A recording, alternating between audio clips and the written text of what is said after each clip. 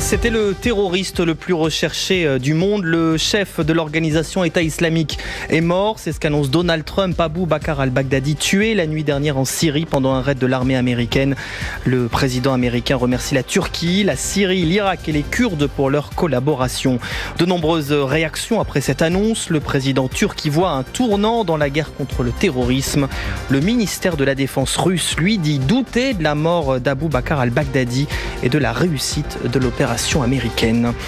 Des dizaines de milliers de manifestants à Barcelone opposés à l'indépendance de la Catalogne. 80 000 personnes dans les rues selon la police.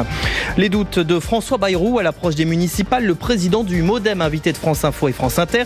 Il serait intéressant de réfléchir à un plan B. À Paris, dit-il, pas convaincu par le candidat de la majorité dans la capitale, Benjamin Griveaux.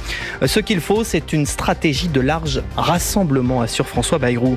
Un couple de Normands porté disparu en Corse du Sud. Plus de nouvelles depuis 3 jours. Les deux sexagénaires en vacances à Porto Vecchio. Une trentaine de gendarmes mobilisés pour tenter de les retrouver. Saint-Etienne face à Amiens en ce moment, 11e journée de Ligue 1 de football. Un peu plus de 35 minutes de jeu, toujours 0 partout. Avant cela, la victoire de Rennes 3-2 contre Toulouse. Et puis à venir à 21h, le PSG qui reçoit l'OM. France Info.